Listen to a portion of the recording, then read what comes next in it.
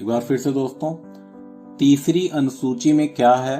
पदाधिकारियों तथा प्रत्याशियों, ध्यान देना दोस्तों, प्रत्याशियों द्वारा शपथ तथा प्रतिज्ञान के बारे में कहा है, तीसरी अनुसूची में है।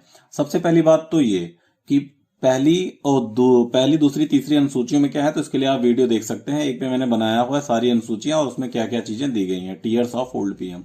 दूसरी बात, तीसरी अनुसूची में ही शपथ है, ये बात कैसे याद रहेगी आपको, और फिर किन किन अधिकारियों या पदाधिकारियों की है, ये भी याद रखने, क्योंकि ये सारी परीक्षाओं में पूछे जाते हैं।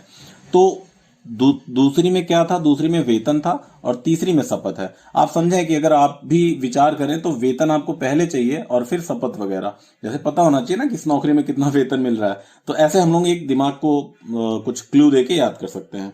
तो इसके लिए दोस्तों हम कहते हैं कि मंत्री से कहते हैं ओ मंत्री, मंत्री को न्यायपालिका की ताकत बताते हैं, कहते हैं ओ मंत्री, ओ, तो ऐसे लिख लें, ओ मंत्री, ओ मंत्री न्यायाधीश, न्यायाधीश, ओ मंत्री न्यायाधीश can reject, CAN, can reject sentence बनाने के लिए है दोस्तों, कैन रिजेक्ट, इस वजह से मैंने इसको छोटे में लिख दिया है। ओ मंत्री न्यायाधीश कैन रिजेक्ट सदस्य,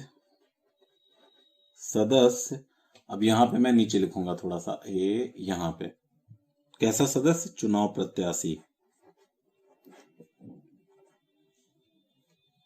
चुनाव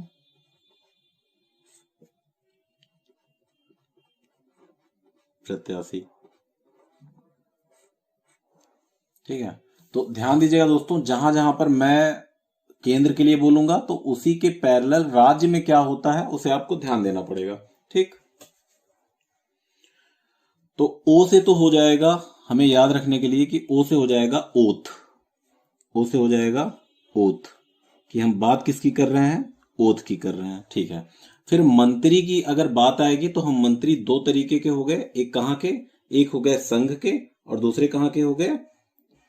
एक संघ के मंत्री हो गए और एक राज्य के मंत्री हो गए। राज्यों लिख दें क्योंकि एक से ज्यादा है, ये हो गया। फिर न्यायाधीश की बात आएगी तो फिर न्यायाधीश भी आपको पता है दो, एक हो गया सुप्रीम कोर्ट के और एक हो गया हाई कोर्ट के। ध्यान रहे सब ऑर्डिनेट कोर्ट्स नहीं है, मतलब डिस्ट्रिक्ट कोर्ट्स और ये सब। और यहां कैन आपने पिछले में भी देखा था, कैन अर्थात कैग, नियंत्रक महालेखा परीक्षक। और रिजेक्ट सेंटेंस बनाने के लिए है, तो इसके नीचे आप दोस्तों ऐसे एक लाइन खींच के क्रॉस कर देना कि मतलब इसका कोई अर्थ नहीं है। अब ध्यान देना है सदस्य, आप समझिए यहां पर दो सदस्य, एक संसद के सदस्य, ठीक, और एक संसद के पैरेलल क्या होता है राज्यों में? विधानमंडल, विधानमंडल कह रहा हूं, विधानमंडल का मतलब समझिएगा आप, विधानमंडल, विधानमंडल, विधानमंडल में दोनों चीजें आती हैं। विधानमंडल में दोनों चीजें कौन कौन सी? राज्यसभा और विधानसभा और विधान परिषद। ऐसे यहां पे क्या क्या आ जाएंगी? राज्यसभा और लोकसभा, ठीक है। तो इस प्रकार से आप देख सकते हैं इतने लोगों का जो है। उसके बाद चुनाव प्रत्याशी भी था कि चुनाव प्रत्याशी में कौन कौन चुनाव प्रत्याशी? तो यहां पर दो जगहों के चुनाव प्रत्याशी, पहला संसद के चुनाव प्रत्याशी और दूसरा विधानमंडल के, राज्य विधानमंडल, विधानमंडल, ठीक, यहाँ के प्रत्याशी। तो आप ध्यान दीजिए, आपको लगेगा कि अरे यार ये तो प्रत्याशी हैं, कोई भी खड़ा हो जाता है चुनाव में, तो इनका कहां से होगा? तो इनका भी है तीसरी अनुसूची में जिक्र। तो ओ मंत्री न्यायाधीश कैन रिजेक्ट, मतलब हम लोग कह रहे हैं कि ये मंत्री उछलो नहीं ज्यादा, कि जो न्यायाधीश होते हैं वो रिजेक्ट कर सकते हैं सदस्य चुनाव प्रत्याशी को, ठीक है। पिछली वीडियो में आपने देख लिया था लुक नया राष्ट्र कैन ग्रो, लुक नया राष्ट्र कैन ग्रो का मतलब क्या हो गया था? तो आपने वहां पे देख लिया था कि किनका किनका वहां पे जो है क्या दिया गया है, वेतन दिया गया है, पेंशन दिए गए हैं, भत्ते दिए गए हैं। ऐसे यहां पर हमने देख लिया ओ मंत्री न्यायाधीश कैन रिजेक्ट सदस्य चुनाव प्रत्याशी। तो चुनाव प्रत्याशी कहाँ कहाँ के? संसद के, राज्य विधानमंडल के। राज्य विधानमंडल का मतलब आप समझिए दोस्तों, राज्य विधानमंडल का मतलब विधानसभा विधान परिषद दोनों, संसद का मतलब लोकसभा राज्यसभा दोनों। फिर यहाँ पे मंत्री में संघ के मंत्री राज्यों के मंत्री दोनों, न्यायाधीश supreme court high court. Can say CAG बन गया, कैग एक ही होता है कि राज्यों का तो होता नहीं, सदस्य का मतलब पूरे देश का एक ही होता है।